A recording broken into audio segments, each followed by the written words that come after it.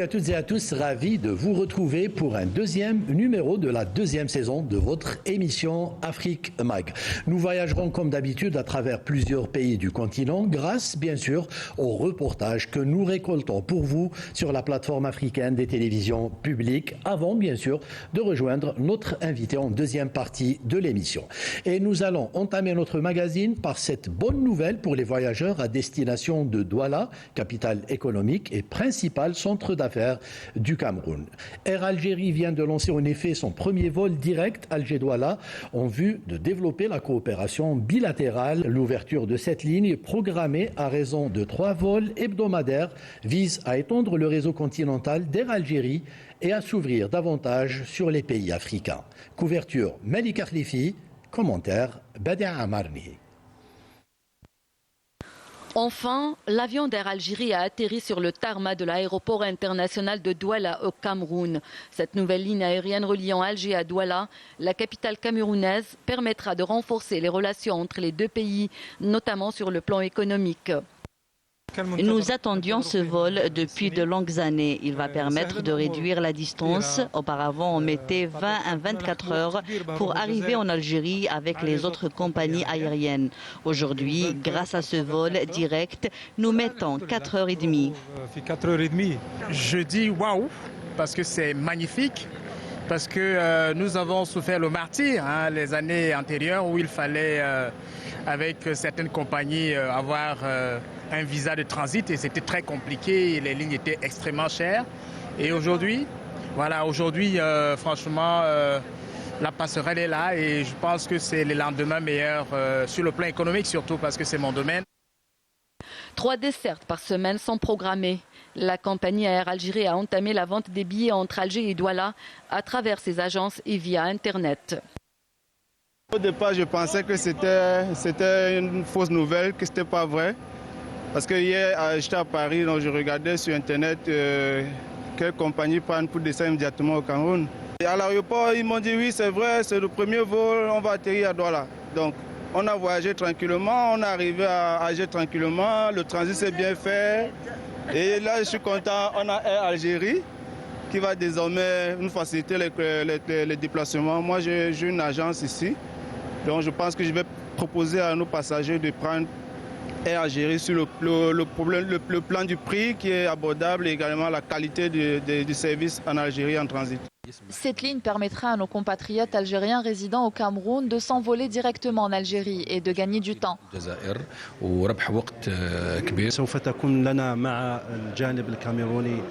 Nous aurons d'autres discussions avec la partie camerounaise pour un partenariat dans le domaine maritime.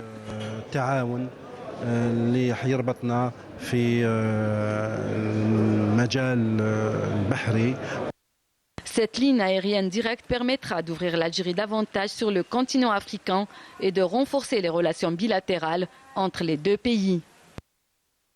Comment promouvoir l'Afrique centrale et l'Afrique de l'Est en destination privilégiée pour les investisseurs? Comment accélérer l'industrialisation dans ces régions du continent?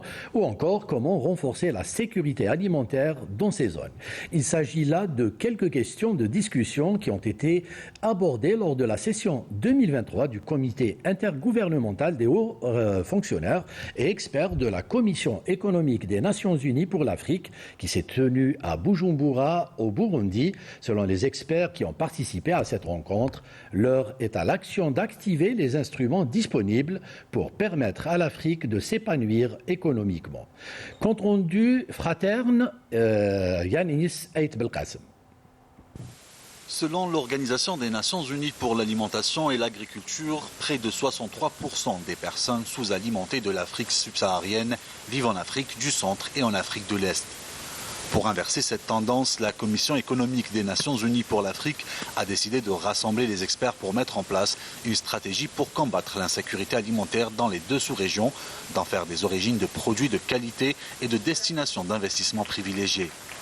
Selon les données de la Conférence des Nations Unies pour le commerce et le développement en 2022, l'Afrique n'a attiré que 3% des flux mondiaux d'investissement direct étrangers, soit 45 milliards de dollars sur un total de 80 milliards de dollars.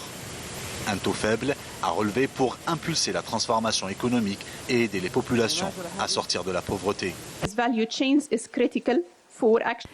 Il est indispensable d'accélérer l'industrialisation en Afrique ainsi que le renforcement des chaînes de valeur des ressources naturelles sur le continent pour améliorer la vie des Africains. Notre priorité à tous également, c'est de créer plus de valeur pour nos produits domestiques. Il nous faudra consommer plus de ce que nous produisons et produire plus de ce que nous consommons.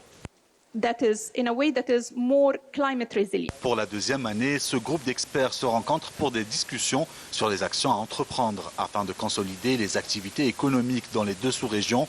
Pour cela, ils se sont donné rendez-vous à Bujumbura, la capitale du Burundi. Nous nous réjouissons qu'il y ait un réveil de conscience à travers cette plateforme d'échange entre les grands intellectuels pour fournir des recommandations et orientations à radar au sens d'améliorer nos visions politiques en matière de développement de nos pays respectifs. Les experts recommandent d'adopter la qualité, transformer sur place les matières premières stratégiques et des minerais présents dans ces régions. Des conditions indispensables pour repositionner ces espaces sous-régionaux dans le cadre du nouveau dynamisme industriel, une mission dans laquelle le secteur privé doit absolument remplir sa part de responsabilité. Le dioxyde de carbone représente environ 76% des émissions globales, dont 65% viennent des énergies fossiles et du ciment et 11% des changements d'usage des sols, principalement la déforestation. C'est pourquoi le chercheur et inventeur congolais Alain Brice Nyama propose la conversion du carbone fossile en produits écologiques ou matières statiques, ce qui contribuerait considérablement dans la lutte contre le changement climatique. Il invite les décideurs africains à parrainer ces inventions vitales pour la planète. Reportage d'Eva Ponzou, Boucharabouali. À peine revenu dans son pays, le Congo, l'inventeur Alain Brice Nyama a fait une démonstration scientifique sur la séquestration du carbone polluant pour en faire une encre indélébile, susceptible de protéger les documents administratifs et diplômes contre toute forme de falsification. Selon le scientifique congolais, la conversion du carbone devrait permettre de créer des emplois et lutter par la même occasion contre le réchauffement climatique. Parce qu'on a démontré comment on peut réduire la pollution, c'est-à-dire le carbone qui crée la pollution ou qui produit la pollution, on est un corps qui ne peut plus produire de la pollution et qui est susceptible, donc capable de nous apporter des effets économiques ou commerciaux, comme ce dont il a été question des papiers, des cahiers indélébiles et autres. Donc nous sommes capables d'apporter cette invention pour servir de bien-être possible et de lutter contre le changement climatique de façon beaucoup plus concrète. Pour Alain Brice Nyama, cette opération est l'une des solutions à l'explosion du dioxyde de carbone ou CO2, responsable du réchauffement de la planète. Pour appuyer sa théorie, il nous fait une démonstration en comparant l'efficacité de son invention d'encre indélébile à côté de l'encre ordinaire. Il souhaite que ces inventions soient portées par le Congo comme une solution pour la planète. Mais le président de la République, par exemple, serait certainement le seul président au monde, je dis bien, je pèse bien mes mots, au niveau international, à apporter deux différentes solutions. La conservation des forêts et la lutte contre l'élément principal dérangeant l'atmosphère ou l'environnement, c'est-à-dire la lutte directe contre le CO2, ce que tout le monde attend, parce que le carbone représente seul 76% des gaz à effet de serre. Et si nous arrivons à combattre le carbone, eh bien nous sommes au centre de la solution. C'est en démontrant l'efficacité de son encre indélébile que le scientifique congolais a été gratifié de cette médaille obtenue au Salon international des inventions de Genève en Suisse en avril 2023. Basé aux États-Unis, Alain Brice est un juriste de formation à l'université de Marian Wabi et un passionné de la recherche scientifique. Au Tchad, un groupe de fermiers propose aux consommateurs des produits frais et des produits cultivés de manière naturelle et sans pesticides. Dirigé par le jeune Abdeslam Abdelaziz Hagar, un passionné de la nature, cette ferme produit des légumes et des fruits à base des composts naturels fabriqués sur place pour alimenter les marchés locaux. L'ambition du promoteur est de faire de cette exploitation une ferme-école pour montrer aux producteurs la possibilité de faire cohabiter l'élevage et l'agriculture pour une production agro-pastorale respectueuse de l'environnement. Reportage Mahamat Ramdan, Yanis Ait Belkacem. Est de N'Djamena, le jeune entrepreneur produit et met sur le marché local des produits frais et 100% bio. Dans sa ferme Agrel Bio, où cohabitent naturellement l'élevage des ruminants et la culture de contre-saison, les ouvriers utilisent exclusivement des composts fabriqués sur place pour la production de légumes et de fruits destinés à la commercialisation. L'objectif, selon le promoteur, est de respecter à la fois l'environnement et de préserver la santé des consommateurs, de plus en plus menacés par les produits OGM, organismes génétiquement modifiés. Agrel Bio, c'est une ferme école qui produit tout ce qui est fruits et légumes bio. Nous savons aujourd'hui le bien-être est très important, la santé n'a pas de prix. Donc c'est de ce constat que nous avons initié ce projet. Nous produisons des fruits et des légumes sans ajouter des pesticides ni des engrais chimiques. Tout ce que nous le faisons, ça respecte l'environnement et ça aide aussi, ça contribue au bien-être de la population, à la bonne santé, ainsi de suite. À travers cette ferme créée en 2016, Abdsalem Abdelaziz Haggal contribue à la réduction de l'utilisation des pesticides et des engrais chimiques dans l'agriculture et encourager une exploitation agricole responsable. Bien que les fruits et légumes produits d'une manière bio coûtent cher comparé aux produits OGM, ce passionné de la terre continue de sensibiliser les consommateurs sur les bienfaits de ces produits naturels. Oui, nous l'avons déjà lancé depuis 2021. Quelques transformations des épices, surtout pour aider nos ménagères à avoir de très bonnes sauces. Donc là, nous transformons le piment, nous transformons tout ce qui est gombo, tout ce que nous produisons ici, et nous le mettons sous des boîtes de conserve, sur des sachets aussi, et nous continuons à faire à grande échelle. Ça, c'est vraiment notre perspective au niveau de transformation de ce qui est produit au niveau de la ferme. L'autre, c'est au niveau de l'élevage. Nous voulons aussi produire du lait bio pour les chèvres, pour les vaches. Et là, c'est vraiment des projets qui nous tiennent vraiment à cœur. La ferme Agrel Bio est dans sa phase de mécanisation avec l'installation progressive des dispositifs d'irrigation pour à la fois maîtriser la consommation d'eau et passer à la production à grande échelle. L'ambition du promoteur est de faire de cette ferme le premier fournisseur des restaurants et des hôtels de la capitale en produits frais. Le baobab est l'un des arbres emblématiques de l'Afrique. Celui-ci produit des fruits longtemps restés méconnus hors du continent. Ramassés au sol une fois secs, ces fruits contiennent une poudre qui suscite désormais l'intérêt de l'industrie agroalimentaire et des consommateurs occidentaux pour ses grandes propriétés nutritives. Anna Mouvali est l'une de ces femmes qui en ont fait leur gagne-pain. Reportage C'est Charles Boucharabouali.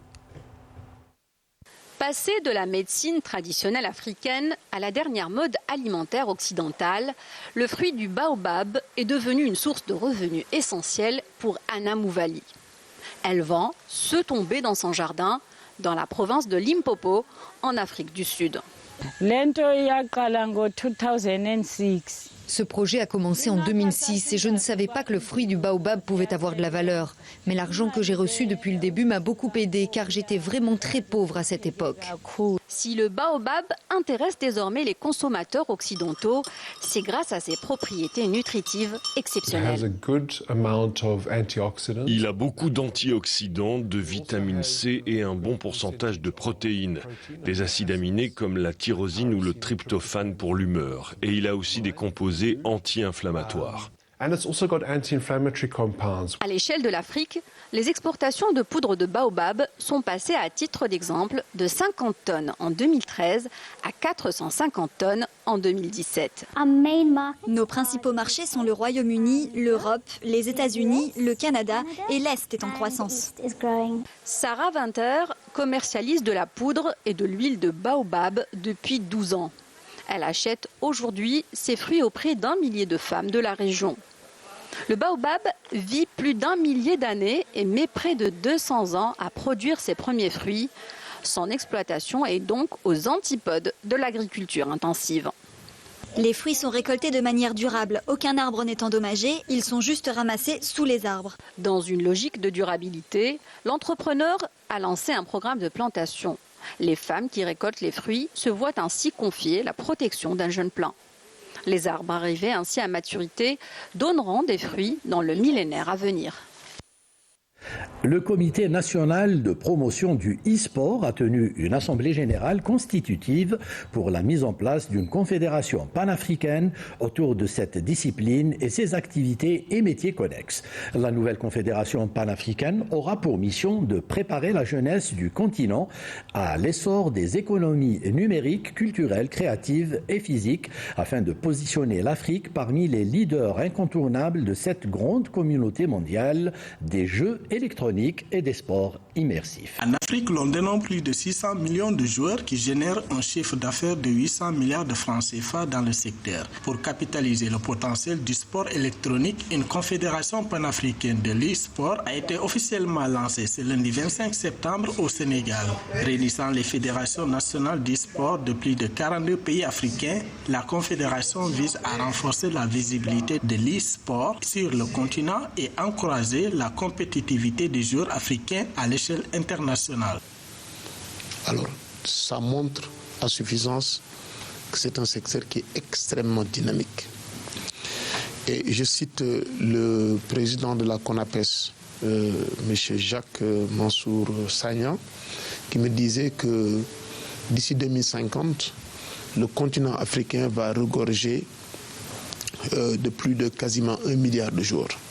Selon le président de la CONAPES, l'objectif de la Confédération panafricaine est de montrer aux jeunes qu'il existe de nombreuses opportunités de carrière et d'affaires liées à l'e-sport et que cette activité peut être un outil important dans la lutte contre le chômage. Les enjeux de l'e-sport dépassent maintenant tout ce qui peut être une passion. Au-delà de la passion, c'est de la création de valeur et l'utiliser comme un outil de développement inclusif pour la jeunesse africaine. Donc nous comprenons ce fait. Donc la confédération ne va pas être une confédération juste de compétition. Elle va être une confédération pour former les jeunes à un avenir et un devenir. Et au-delà de ça, créer de la valeur au niveau des métiers connexes. Un autre aspect important de la mission de la Confédération panafricaine de l'e-sport est de favoriser les partenariats avec d'autres domaines sportifs pertinents tels que le basketball pour faire de cette activité une opportunité accessible à la jeunesse africaine. Aujourd'hui, on a plus de 65% de jeunes et qui connaissent un tout petit peu la tendance. Ce sont des jeunes qui s'agrippent, pour ne pas dire accros, à tout ce qui est numérique. Donc c'est une manne aussi bien sportive qu'économique. Et à ce titre-là, on se doit de les accompagner. Dans les mois à venir, la Confédération panafricaine de e-sport travaillera à la mise en œuvre de ses objectifs et la concrétisation de sa vision en veillant à ce que le e-sport en Afrique prospère et soit reconnu à sa juste valeur. Voilà, ainsi s'achève la première partie de ce magazine. Place à présent à l'invité du MAG, Jingle.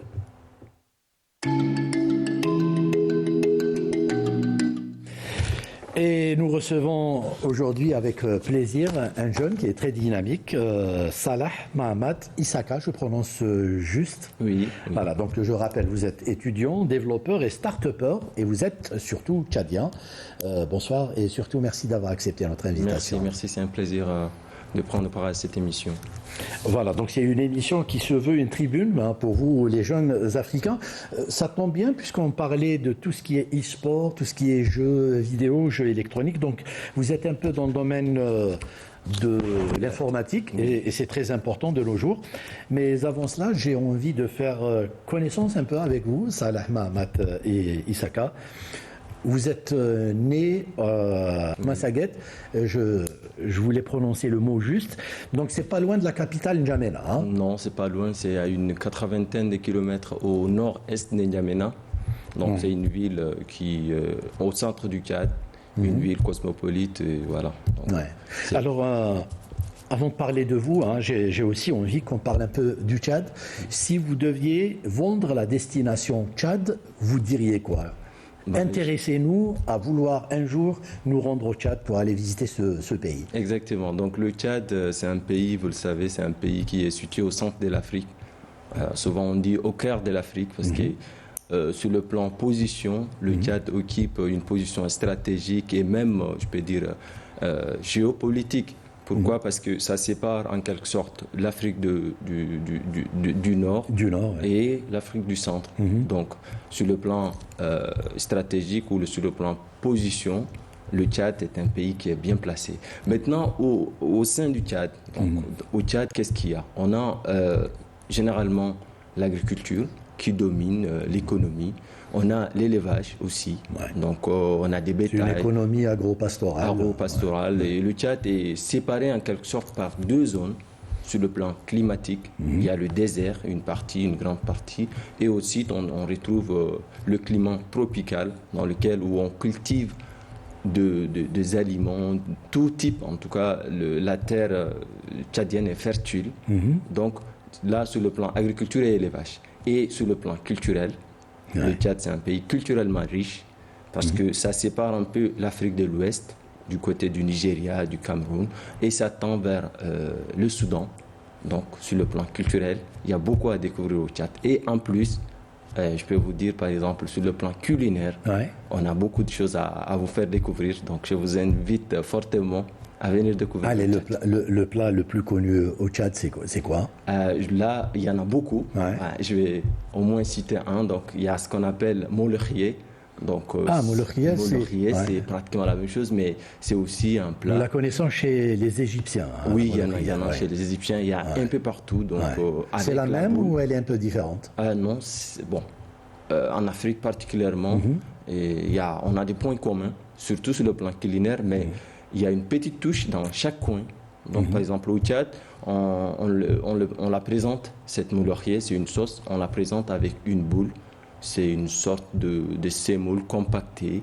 Et d'une raison à une autre, ça varie. Ça varie et ça rapporte sa touche qui est particulière et voilà. J'espère qu'un jour, on la goûtera cette molokhie chez vous au Tchad. Alors, vous suivez des études, vous êtes plutôt très brillant à l'école, jusqu'au baccalauréat. Vous décrochez votre bac en 2017. Série D, c'est un peu l'équivalent d'un bac scientifique chez nous, c'est bien ça? C'est exactement ça, et en plus avec une mention bien, donc une moyenne d'à peu près 15. Et voilà, justement après ça... Alors justement, chez vous, vous m'apprenez qu'il y a un système de sélection au niveau de votre ministère pour donner des bourses aux étudiants brillants comme vous. Et ça s'est passé comment pour vous? Oui, donc à la fin, il y a une sélection.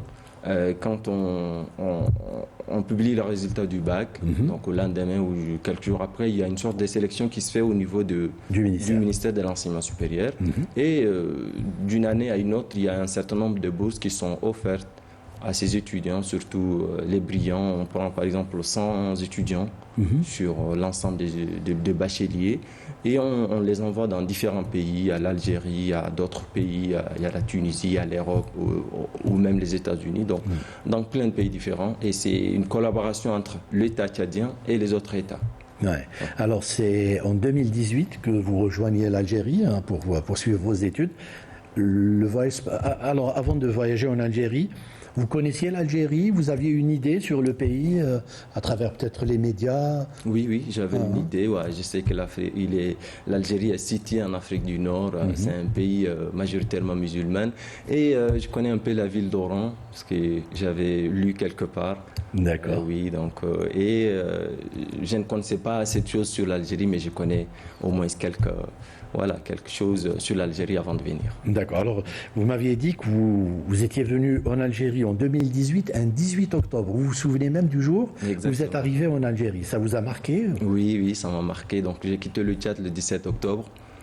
Après à peine 20 heures de vol, je suis venu sur le sol algérien le 18 octobre. 20 heures de vol alors que le Tchad est juste là, c'est très proche de l'Algérie, d'où l'utilité justement de ces lignes aériennes couvrent l'Algérie envers plusieurs pays africains, on le disait tout à l'heure. En arrivant en Algérie, vous découvrez un pays pas loin de ce que vous imaginiez ou c'était tout à fait autre chose? Non, pas loin de ce que j'ai imaginé et voilà. J'ai découvert un peu plus qu'avant. Donc je ne connaissais pas je n'ai pas assez d'informations sur l'Algérie, mais une fois en Algérie, j'ai beaucoup découvert et pratiquement toutes les histoires de l'Algérie, je les ai découvertes et j'ai eu le temps aussi de voyager, l'occasion de voyager un peu partout en Algérie et c'est plutôt une expérience positive. Ouais. Alors, vous avez voyagé, vous avez vu quoi comme ville en Algérie? Alors, c'est un pays continent, hein, donc. Oui, c'est un pays continent. C'est pas facile de visiter toute l'Algérie. Oui, mais j'ai eu la chance, l'occasion de sillonner de l'est en ouest, d'Annaba à Oran. Donc, il y a beaucoup d'Algériens qui l'ont peut-être pas fait. Hein, oui. Et donc c'est vraiment une chance. Donc vos études se passent plutôt bien, hein, puisque d'abord vous avez l'avantage de la langue, vous êtes francophone, et puis vous êtes musulman aussi, donc vous êtes dans un pays musulman. Ça aide beaucoup, ça aussi. Ça aide beaucoup, surtout au niveau de la langue. Donc moi je suis venu, j'ai commencé un tronc commun en maths informatique à l'université de Boumerdès, non loin de la ville d'Alger. Et oui, donc la langue m'a beaucoup aidé, et bien sûr la religion aussi, parce que c'est un pays où on partage la même religion. Donc, culturellement, sur le plan culturel, sur le plan religieux, ça m'a beaucoup aidé. Oui. Et en étant ici en Algérie, je suis sûr que vous avez rencontré beaucoup d'autres Africains de nationalités différentes.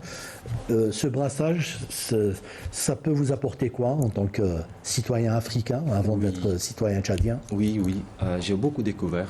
Beaucoup de nationalités, des Angolais, des Mozambicains, des Zimbabwéens, un ensemble, surtout un ensemble de différentes nationalités. Et je suis très ravi de faire cette rencontre. Plus même que le fait que j'ai eu cette possibilité de venir étudier, c'est plus qu'une découverte pour moi. C'est pas seulement les études, mais aussi cette découverte. Parce que à travers l'Algérie, j'ai voyagé un peu partout dans l'Afrique. Et là, j'ai beaucoup appris et c'est un brassage, c'est une diversité culturelle. Très enrichissante. Oui, c'est quelque chose à promouvoir. Très bien. Alors, j'ai envie de vous poser une question toute simple. Pourquoi l'informatique? Alors, pourquoi l'informatique, c'est une question... C'est un domaine que vous aimiez tout petit? Oui, je suis passionné de l'informatique. D'accord. Et c'est un domaine qui m'a beaucoup marqué. Et j'ai voulu m'intégrer dans ce domaine, même en étant au lycée, je veux dire.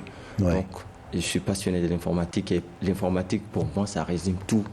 Ça résume la technologie, l'existence, l'évolution même de ce monde. L'avenir de ce continent, surtout. Alors, en parlant justement des études, vous faites vos études, ça se passe très bien. Oui, super.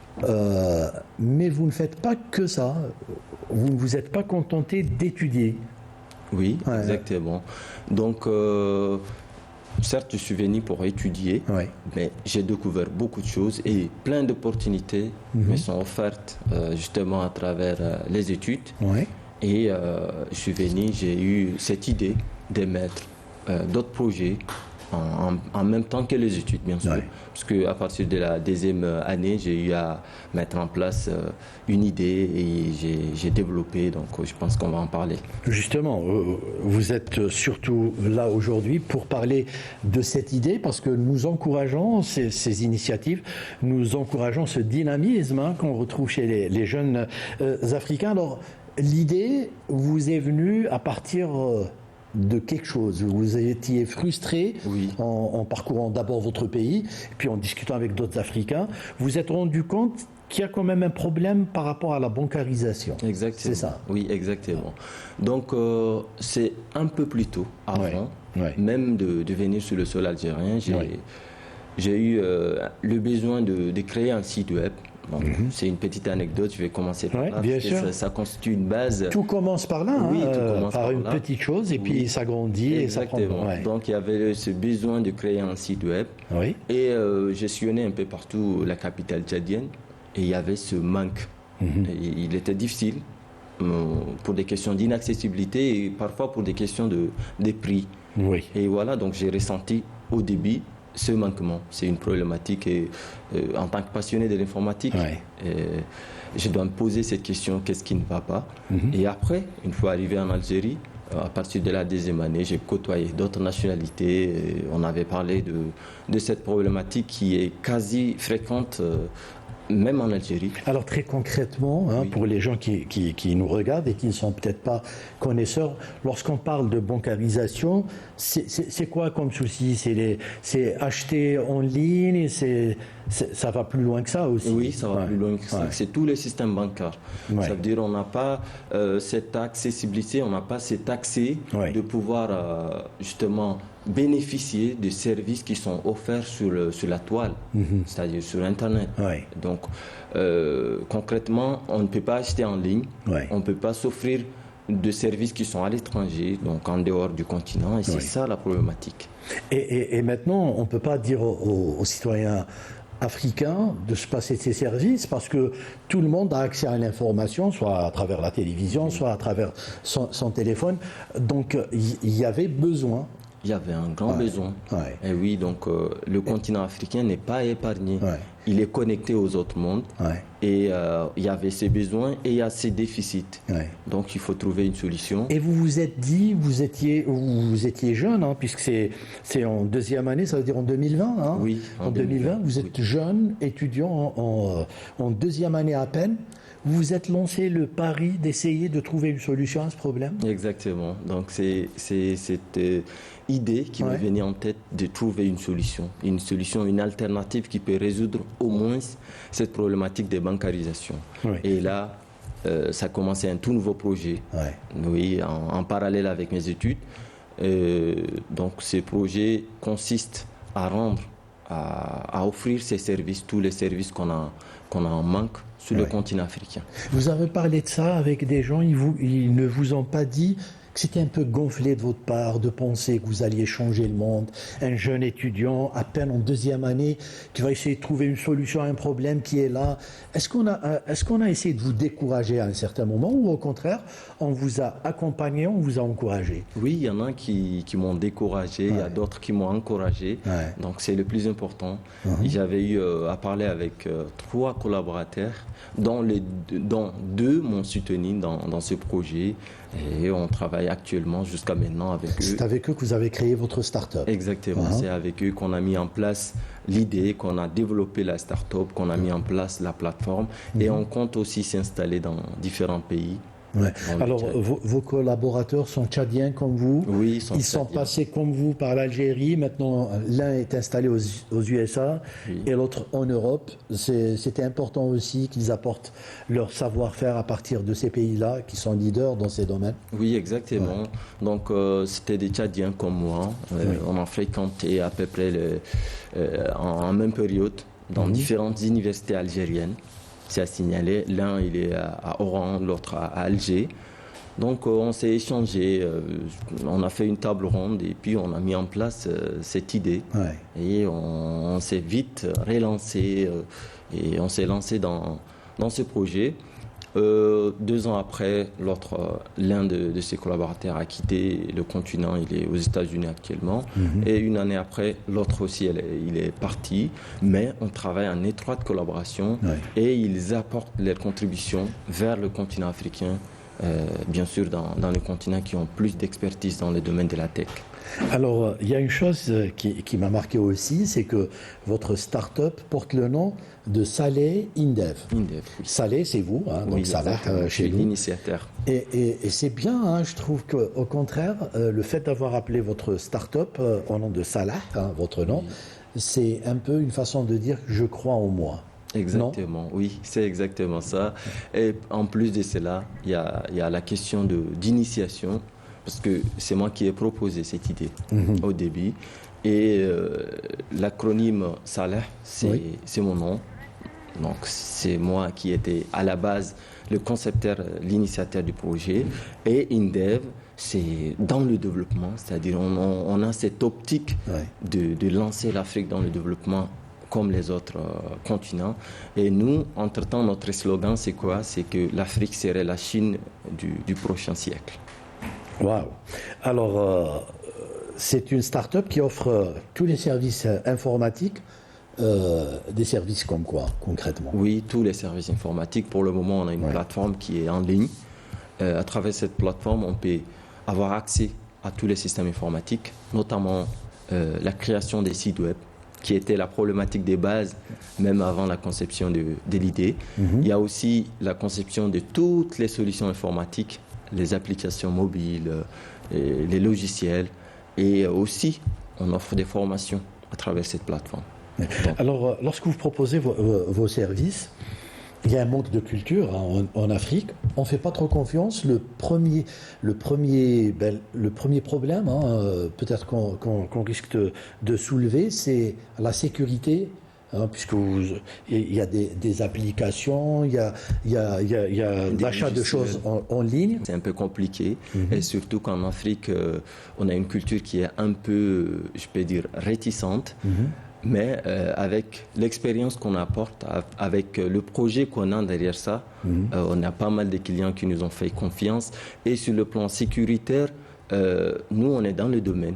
Donc, moi, je suis informaticien de formation, et les 2 autres collaborateurs aussi sont des experts qui sont dans la technologie. Et voilà, donc on essaie d'apporter le maximum du besoin pour satisfaire, bien sûr, la sécurité et aussi rendre un service de qualité. Très bien. Alors, sur le continent. Oui, alors vous avez des clients. Est-ce que, par exemple, vous vous attendiez à un tel succès? Vous êtes en deçà, au-dessus de vos espérances par rapport au lancement d'une start-up pareille? Oui, on a eu de bas et de hauts, mais on a quand même atteint le niveau prévu et on a beaucoup de choses à faire en plus. On va essayer de promouvoir la plateforme sur le plan africain, et aussi on va essayer d'installer des centres qui sont physiques, parce que pour le moment c'est en ligne que ça se passe. Donc à travers une plateforme, on peut accéder à de n'importe où, mais on compte s'installer un peu partout en Afrique, justement pour apporter cet accès au système informatique. C'est ça notre but final. Vous visez quelques pays? Vous visez quelques pays déjà ou... Oui, on a en tête quelques pays, et on compte maximiser en fait les sites qui sont liés à ces projets. Bon, pour le moment, on a initié un projet d'installation de la plateforme au Tchad. Mon pays est le pays dont sont les 3 originaires. Donc voilà, il y a le Tchad, il y a les autres pays. On peut même créer un centre ici en Algérie, uniquement avec les autres compatriotes qui sont ici, et même des personnes d'autres nationalités, et même des Algériens qui à travers leur expertise, peuvent nous apporter, parce que sur le plan technologique, l'Algérie est aussi avancée et a aussi une expertise, donc à apporter justement. Va apporter sa contribution, et aussi d'autres pays de l'Afrique de l'Est. On aura un siège au Sénégal. Ah, c'est bien. Oui, et en plus, on va étendre le réseau sur le plan africain. Nous, notre objectif final, c'est rendre tous les services informatiques accessibles en Afrique. Aux citoyens africains d'une manière générale. En tout cas, vous dégagez beaucoup de positivité, et c'est très bien, on vous encourage. Et puis, si un jour vous développez tout cela, vous pouvez revenir chez nous. Nous serons toujours contents de vous accueillir. Qu'est-ce qu'on peut vous souhaiter, Monsieur Issaka? Oui, pour le moment, notre idée, elle est jeune. Ce projet est encore jeune, et ça a besoin d'une croissance. Donc, nous demandons aux investisseurs, à ceux qui sont intéressés dans le domaine de la tech, de nous aider avec leurs contributions, sur le plan technique, ou bien sur le plan même logistique, et parfois aussi sur le plan des formalités entre les pays. Donc c'est ça qu'on a besoin, et avec le courage qu'on a et l'optimisme, on va arriver à un fin final. Je vous fais confiance. En tout cas, bravo, bon courage et bonne continuation. Vous revenez quand vous voulez. Les portes de Canal Algérie vous seront ouvertes. Voilà, donc merci à notre invité, merci à vous de nous avoir suivis. Merci à toute l'équipe technique du Studio 2. On vous donne rendez-vous pour un prochain numéro de Afrique Mag. D'ici là, portez-vous bien. Salam.